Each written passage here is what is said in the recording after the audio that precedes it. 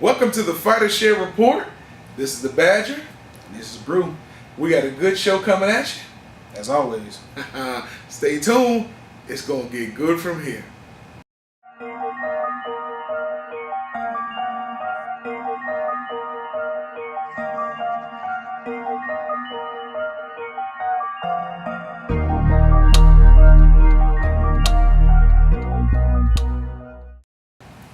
Welcome back. This week, we're jumping right into On My Grind. Yes, sir. Who you got, Badger? This week I got Robert Easter Jr. For those that don't know Robert Easter, he's a part of the About Billion stable with Adrian Bronner. He fought on the Spike televised card Friday night. I'm proud of you. Man, listen, I've been watching Robert Easter for probably over a year now. Back when I thought his name was E-Bunny because he had E-Bunny tattooed on his trunks, which I think somebody probably told him that was not appropriate. He should definitely change that. So now it's Trouble.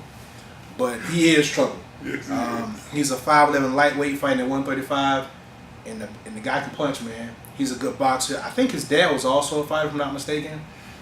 So he's also being trained by Mike Stafford, the same guy that trains Adrian Bronner and Rau'shee Warren, all those guys out of that stable. Jamil Herring, the whole About Billions group out of Ohio.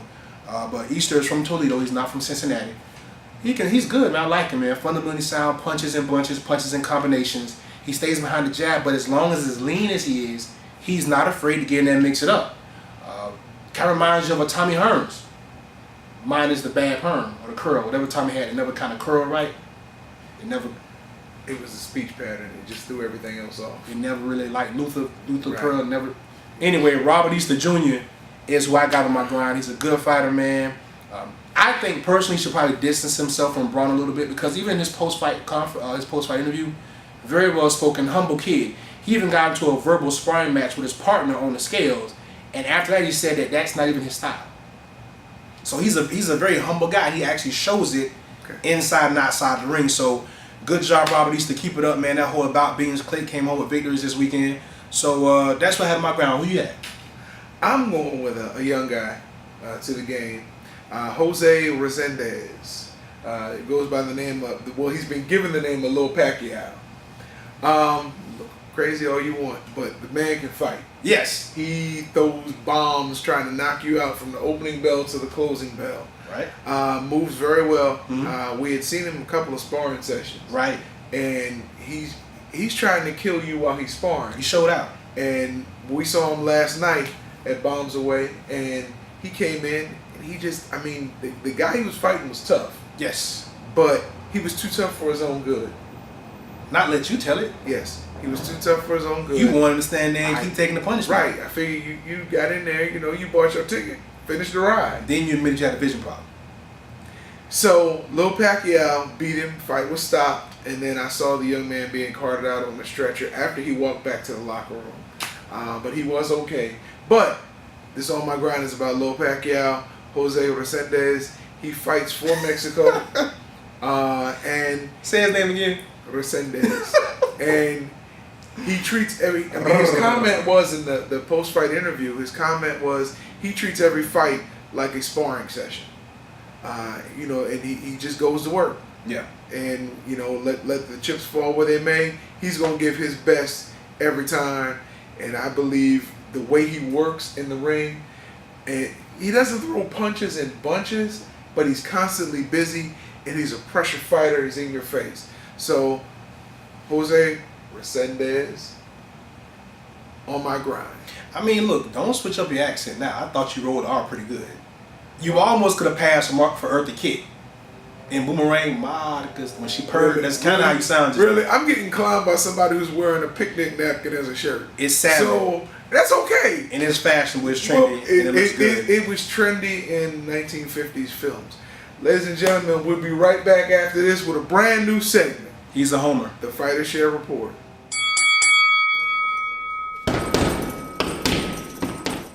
Welcome back to the Fighter Share Report. This is round two. This is a brand new segment called From the Cheap Seats. I'm going to throw it to the Badger to explain and get us going. This segment from the Cheap Seats basically gives us a chance to talk about all the big upcoming fights that you all want to hear us talk about. We haven't really done this very much because we like to spotlight up and coming talent, a lot of local talent. we're going to take a few minutes to talk about some upcoming fights. Yep. First one, this coming weekend, Pacquiao Bradley 16. What you think about that one? I think I might watch some other fights that I already have recorded. It's going to be a good fight. I believe Bradley is going to do it. I believe Pacquiao is just looking for another payday. That's my opinion. That's just my opinion. So I'm gonna stop right there. I believe looking for another payday. Bradley gonna get this one. Well, definitely Bradley has something to prove. Teddy Atlas is his trainer. They're 1-0 so far. This is their second fight together. This is a good litmus test for Teddy Atlas. He gets the matchup with Freddie Roach. Pacquiao is not the same Pacquiao. I don't think he's been the same Pacquiao since he was resurrected. We'll see what he brings to the table. If anybody knows Pacquiao, it's Timothy Bradley. Timothy Bradley is going to be in tremendous shape, Yes. as always. Yes. So if Pacquiao can stand in there for 12 rounds, then he may have a shot. But I think we're going to see a new Timothy Bradley. I'm with you on this one. I think Bradley gets it in a split decision. But we could be wrong. We've seen stranger things happen. Yes. I.e. Pacquiao Bradley, the first one, that a lot of people thought that he was given the decision. Then we saw Pacquiao come back in the second one and pick him apart. So we'll see. But I'm with you. I got Bradley on this one. What's Pacquiao's nickname? Pac-Man? Pac-Man. And that game was discontinued like his career. What's the next fight? Next fight, we got Canelo Khan on May 7th. Cinco de Mayo. Well, Mayweather's not actually fighting on this holiday, so we'll go Cinco de Mayo. Yeah. Canelo Khan. We got the guy with the pillow hands against the guy with the Stay Puft Marshmallow. So who you got in this one? Killing me. I'm going with Canelo because I don't think I think Khan would have trouble knocking out a 3-year-old. This is true. So he just outworks you. But I believe he's going to get caught. The ring will get cut off, or he'll get overconfident and he's going to feel like the ground is slipping because he's going down. Yes. I agree with you 100%. I think that Khan brings great boxing skill, superb hand speed. Yeah. But he hits with pillows. Yes. Feathers in his gloves. No power. And he has a glass chin. Like Cinderella's slipper. And the one thing we know about Canelo, old Cinnamon, he can punch. Yes. And he's been boxing at a pro level since he was 15. So he already knows what Khan's going to try to do. Like you say, he's going to cut the ring off or just walk him down. Yes. Because we know Canelo's going to come into the fight 160 plus. The only bad thing that I see could happen, and guys who throw a lot of punches like Khan, even though they don't have power, they can cut you. And the only trouble I can see Canelo may have, because he will take a punch, is he may get cut in a very dangerous spot, and Khan will just run and keep peppering that same spot. And that will be the only trouble I see Canelo having if he gets cut. We'll see, but I got Canelo in this one by knockout. I don't even think it's going the distance. Maybe 8 rounds, maybe? Yeah, if it goes 8, yeah. In the last fight, we got Triple G against Dominic Wade. I don't even know who the hell Dominic Wade is, and that's no slight against him. I haven't had a chance to really research him yet. He says he's not afraid of Triple G, that he's a basic fighter. What's he supposed to say? Well, Dominic. We all know he's a basic fighter. There's nothing great about what Triple G does except he just knocks you out. Yes. Fundamentals, balanced, throws good punches, knows how to punch, and throws punches with bad intentions. So, with me not knowing enough about Wade, and people going to reach out and say, hey, Wade's a good fighter, he's this, he's that. Look, the deck is stacked against him. Yes. The odds are against him. The boxing gods are probably not with him. White Jesus in mainstream America is not with him. So I'm taking Triple G in this one, probably by a knockout. Well, the thing I've noticed about Triple G is his management, they're not going to let him fight anybody that they're not supremely confident that he will win. That's just what I've noticed. And they're not making any more Rocky movies, so I believe in this situation, Triple G is going to take this one. I don't know if it'll be by knockout, but I do believe his opponent will hit the canvas several times. I mean, if he's as skillful as, say, a Willie Monroe Jr., then maybe he can answer. We saw it happen to Monroe. I mean, that was only good for about, 6 or 7 rounds, and that water got cut off quick. So, I don't know, man. I want it to be a good competitive fight. I want to see more of what Wade is going to do. I know what Triple G is going to do. Right. But Dominic Wade, what is he going to do? So, That's all we got for this segment. What you got? I'm just riding with you. All right. Those are 3 good fights. You definitely want to catch them. Yep. Don't bet the house on this one. It's not worth it. You're right. That's the end of this segment from the Cheap Seats. Fighter Show Report. We'll be right back. And just for my friend's son, BJ, I can't bring up WrestleMania on this show. We only talk about real fights. Hey, Sting just retired. Yes, he did. About 20 years too late, but he did retire. Take Hogan with you next time. We'll be back.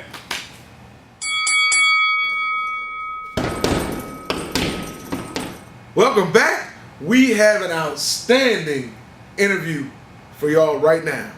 We have Mr. Regis Rougarou Prograis. Yes. Thank you for coming, sir. Thank you for having me. Man, this is something we've been looking forward to. I'm gonna throw to the Badger right now because he actually talked about you in one of our spotlight segments last week. Regis, how you doing, champ? Man, I'm good. I'm real good. Listen, man, you are an impressive fighter. We've had the pleasure of watching you a couple of fights, man.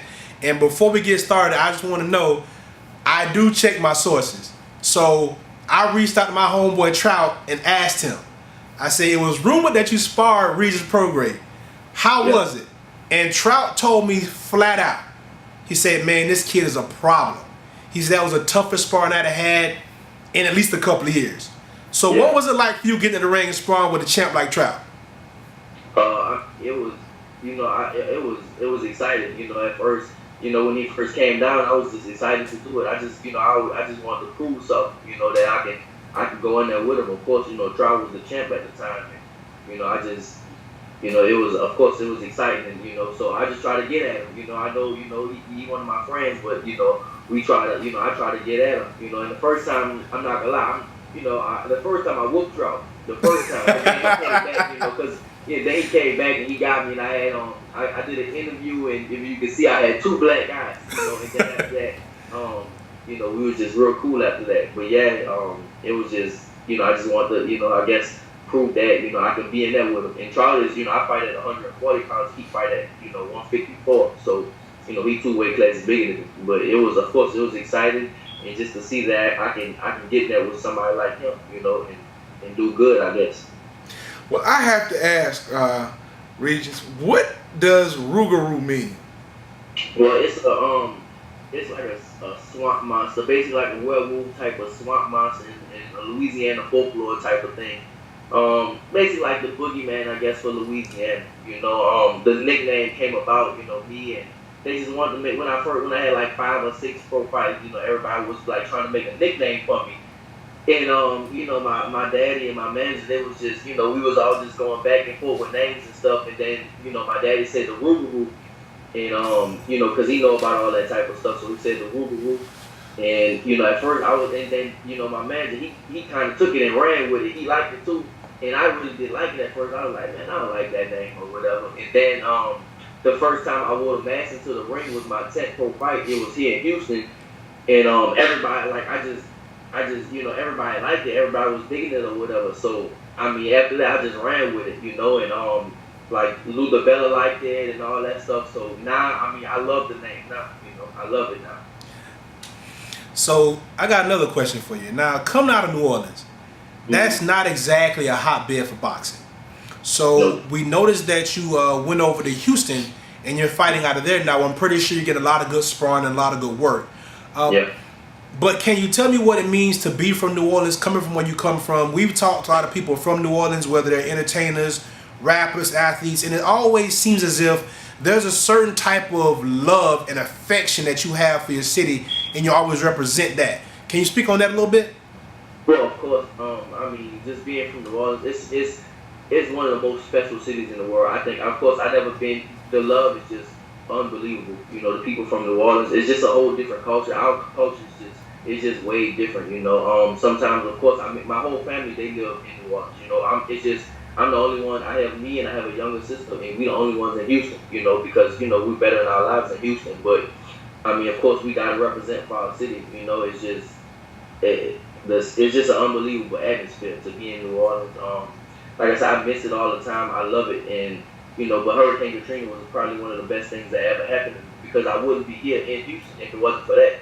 New Orleans have a lot of talent. We have a lot of talent out there in New Orleans. That I seen some of the most talented people in New Orleans, but boxing wise, they have a lot of talented people, but you have to get better. I feel when you train and practice with other fighters that's better than you, and that's why I won't live in New Orleans right now. Because they have a lot of fighters, but you always need somebody that's better that can help you out. I know if I live in New Orleans right now, if I go live there right now, I can spar and I can probably beat everybody in the city. So I won't have no good work like I have here in Houston. Houston, like at my gym, we call it the House of Pain, main boxing gym, but we have so much work that I don't even have to pay sparring partners because it's so much work. We have so many undefeated professional fighters, and I'm talking about from every weight, from 119 pounds all the way up to heavyweight, and we have a lot of different, just so much work. And of course, in my division, from like 140 to 165, we have just so much work that you can and always keep getting better. And that's why, I love Houston for boxing. And, I'm from New Orleans, but I feel like, Houston raised me in the boxing gym, because I've been here. I mean, it's been a long time. I've been 10 years. It don't feel like that, but I've been here for 10 years. I Hurricane Katrina hit 10 years ago. So, like I said, man, it's just so much good work here in Houston, and that's why I stay here. That's why, of course, now I have the option. I can live in New Orleans if I want and come have a training camp in Houston, but I prefer to stay here because New Orleans it's too fun. It's too much fun in that city. It's always something to do. It is literally always something to do out there. Even when it's nothing to do, it's always something to do. The people are so different. They're so friendly out there, and in Houston, you don't have that atmosphere in Houston. So yeah, I mean, that's why I stay in Houston over New Orleans, right?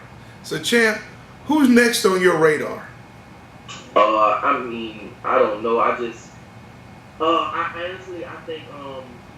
seeing the Adrian Broner fight, I didn't actually see it, but I'm pretty sure I would have gave him a better fight than the dude he fought. I think I probably could have beat him. But I just need to take. I know I need to take it slow right now. But I still only have 17 fights, but I feel like I think that I can get in there with some of the best right now. I'm not talking about the contenders. I'm talking about some of the champions right now. I think the best person at 140 is Terrence Crawford. So maybe I need a little more experience for him. But everybody else, I honestly think I can beat him. Not just getting there, but I think I can beat most of them. Well, ain't nothing wrong with that, champ. You have to have that confidence, and that's something that's going to continue to follow you and make you a great fighter. And listen, we want to always be able to invite you back, man. We got your contact. We definitely appreciate the time. Yes. It's been an absolute honor and a pleasure to interview you. Anybody you want to shout out, anything you want the world to know about Regis Pro Grade? Just keep following me. Shout out to all my team. My management, ATR Boxing. My strength and conditioning coach, Evan, one of my other ones, and my two coaches, Bobby Bent and Chris Hernandez. And, like I said, I just want to just keep pushing, keep getting better and better and showing people different things. Hopefully my next fight, I think those 3 fights on Showbox, I showed different things. And, I just want to keep showing people, different things that I can do, better and better and more things in the ring. I want to be a complete fighter. Eventually that's my goal, to be a complete fighter. So, like I said, keep watching, and I'm just gonna keep climbing up and keep getting experience, and hopefully I can get probably maybe a title shot. Hopefully this year, next year, something like that. Hopefully. All right. Well, thank you for joining us. This is the Fighter Share Report. Regis Pro Grade. Good luck to you in the future, champ. Thank you. Welcome back on the Fighter Share Report. It's a good segment, y'all. I've been waiting for this one the whole show. This is a segment we like to call Well Damn. And it's just what it says. You get to spotlight some people, some fortunate. Well, none of you are fortunate to make this list. So we're going to call you out. We're going to comment about you. And then we're just going to sum it up with a Well Damn. So to kick off the new segment, I'm invited back to my partner. Brew, who we got? Oh, my favorite light heavyweight. John Jones. John Bones Jones. John Bones Jones is in court, and in the middle of the session, they show a video of him asking the police officer, "Are you recording this?" Calmly. Yeah. And once the police officer says, "Yes, I'm recording this," then he goes on a tirade about, "I wasn't speeding. You didn't see me take off fast." I mean, John got a lot going on right now. One thing I can say is that I feel like he is ready for this fight. Too bad something happened to Cormier, so he won't make the fight. But damn all that. Did you really ask the cop, was he recording, and then proceed to go into your tirade? Bro, what is wrong with you? First the Fat Boys break up, now this? I mean, really? John, man, you need to calm down, bro. You're doing way too much. We love you. We think you're the best fighter on the planet. On the planet. But what in the hell are you doing? You really need to look at yourself, get in the mirror, and say to self, well, damn. John Jones, get it together, brother. Like, seriously, so you won't make this list again. That was ridiculous. And you lucky you wasn't in South Carolina or somewhere else when that cop pulled you over, because it might not have went as smooth. No. And no diss in South Carolina, but we saw the tape. Yeah. He was running away. So, anyway, so that really was So who I got on my world? Okay. My boy, AB, Adrian Broner. I'm from Cincinnati. I came from nothing. I had water with my cornflakes. Adrian, listen. Whatever you got going on with Floyd, no one really gives a damn, bro. You know why? Because no one, even the people in your corner, feel like he can beat Floyd Mayweather. Ever. And how is that going to be your big brother, and all of a sudden now he's your worst enemy? Right. Look, we've seen the WWE for years. Yeah. We know how this goes, Adrian. Yes. We're not buying it, bro. Stop. So you gonna get up on camera after you fought somebody who you should have knocked out in the first 2 rounds, but you only got him out because you hit him with a low blow and he was telling the ref he got a low blow, and the ref stopped the fight. So yeah, you gonna tell Floyd, "I'm a man. I'm a grown man. You got to come see me." That was terrible, bro. Floyd even stood up and clapped for that one because it was horrible. And it was April Fool's, and the joke was on you, AB. On you. So AB, you get it, bro. Well, damn. So to wrap it up, bro, the last one, who gets the big well damn? I'm talking about like the Chris Tucker from Friday. Damn, when he knocked out. Who gets that damn on this segment? Go ahead. Nobody. You know who gets that damn segment? All you fighters out there imitating Floyd Mayweather. Come on. Look, you can take all your life savings and throw all your money in the strip club. Yes. That's your business. Yes. Because at one point in time, your account's going to run to the negative. Yes. Floyd money going to keep coming in. Yes. But please, I repeat, please stop emulating the shoulder roll if you don't know what you're doing. We've seen 3 bodies get caught recently of guys trying to emulate their shoulder roll. Yes. Stop it. And ugly. Ugly. We saw one last night. Yes. Last night, brother decided he was going to hit the shoulder roll, and he got stretched out. Stretched out. I'm talking like Stretch Armstrong, still stretched out. He looked like somebody hit him with an iron. That's how stiff he got when he went back. So, all you people emulating Floyd Mayweather without the skill or the training or the dedication or the hard work, any of that shit, well, damn. We'll be right back on the Fighter Share Report.